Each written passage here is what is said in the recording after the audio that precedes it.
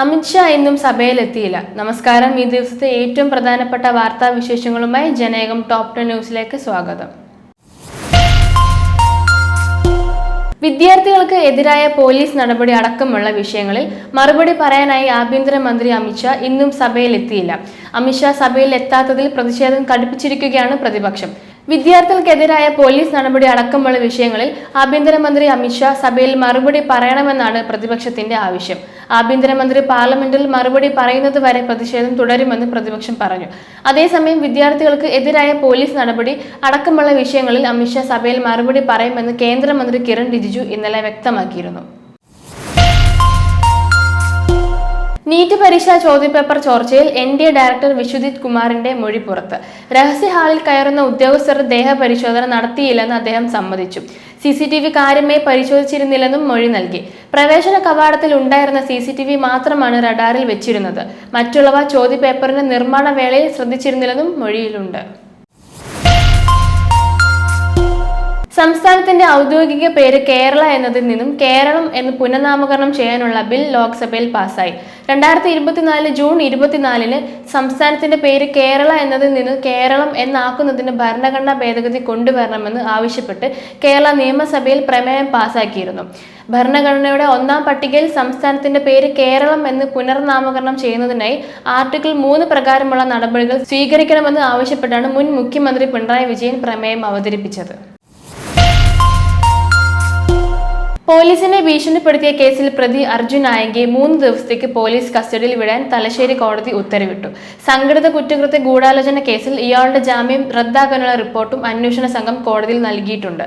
ഊന്നുകല്ല് ഇൻസ്പെക്ടറെ ഭീഷണിപ്പെടുത്തിയ സംഭവത്തിൽ ജാമ്യമില്ലാ വകുപ്പുകൾ കൂടി ഉൾപ്പെടുത്തി നായകയ്ക്ക് ജാമ്യം ലഭിക്കുന്നത് തടയാനാണ് പോലീസ് ആലോചിക്കുന്നത്. വരും ദിവസങ്ങളിൽ വിശദമായ ചോദ്യം ചെയ്യൽ നടക്കും.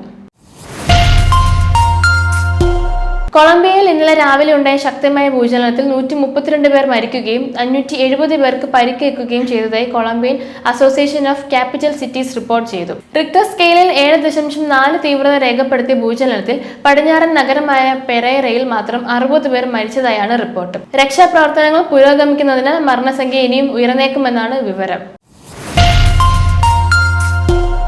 വിവിധ ആവശ്യങ്ങൾ ഉന്നയിച്ച് LPST ഉദ്യോഗാർത്ഥികൾ നടത്തിവന്ന സമരം അവസാനിപ്പിച്ചു. ഉദ്യോഗാർത്ഥികൾ മുന്നോട്ട് വെച്ച ആവശ്യങ്ങൾ അംഗീകരിക്കാമെന്ന് വിദ്യാഭ്യാസ മന്ത്രി M. ശംസുദ്ദീൻ നൽകിയ ഉറപ്പിനെ തുടർന്നാണ് സമരം അവസാനിപ്പിച്ചതെന്ന് ഉദ്യോഗാർത്ഥികൾ പറഞ്ഞു. LPST ഉദ്യോഗാർത്ഥികൾ മുന്നോട്ട് വെച്ച ആവശ്യങ്ങൾ നടപ്പാക്കുവാൻ സർക്കാർ 2 മാസ സമയം തേടിയിട്ടുണ്ട്.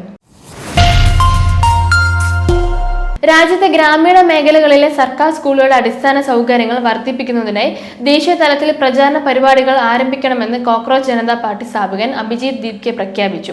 കുട്ടികൾക്ക് ഗുണനിലവാരമുള്ള വിദ്യാഭ്യാസം ഉറപ്പാക്കാൻ തദ്ദേശ സ്വയംഭരണ സ്ഥാപന തലവന്മാരും രക്ഷിതാക്കളും മുന്നോട്ട് വരണമെന്ന് അദ്ദേഹം ആവശ്യപ്പെട്ടു.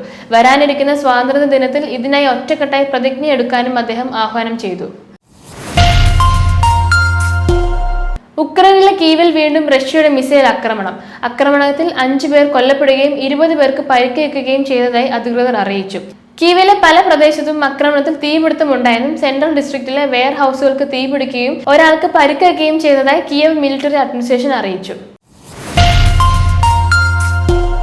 മുൻപ് നടത്തിയ ലൈവ് സ്ട്രീമിങ്ങുകളുമായി ബന്ധപ്പെട്ട് ഉയർന്ന വിവാദങ്ങളിൽ യൂട്യൂബർ തൊപ്പി വീണ്ടും നിയമക്കുരുക്കിൽ. സുഹൃത്തുക്കളുടെ അശ്ലീല ദൃശ്യങ്ങൾ ഡിജിറ്റൽ പ്ലാറ്റ്ഫോമിലൂടെ പുറത്തുവിട്ടെന്ന പരാതിയിൽ എറണാകുളം റൂറൽ സൈബർ പോലീസ് നിഹാദിന് പുതിയ സമൻസ് അയച്ചു. അടുത്തയാഴ്ചയോടെ പോലീസ് ഓഫീസിലെത്തി മൊഴി നൽകാനാണ് നിർദ്ദേശം. പ്രമുഖ ആണവ ശാസ്ത്രജ്ഞനും കമ്മ്യൂണിസ്റ്റ് ചിന്തകനുമായ ഡോക്ടർ MB പരമേശ്വരൻ അന്തരിച്ച്. തൃശൂരിലെ വസതിയിലായിരുന്നു അന്ത്യം. 1935 ജനുവരി 18-ന് തൃശൂരിലെ കീഴാറൂർ ഗ്രാമത്തിലാണ് അദ്ദേഹം ജനിച്ചത്. തിരുവനന്തപുരം എഞ്ചിനീയറിംഗ് കോളേജിൽ നിന്നും ബിരുദം നേടിയ ശേഷം മോസ്കോ പവർ ഇൻസ്റ്റിറ്റ്യൂട്ടിൽ നിന്ന് ന്യൂക്ലിയർ എഞ്ചിനീയറിംഗിൽ PhD കരസ്ഥമാക്കി.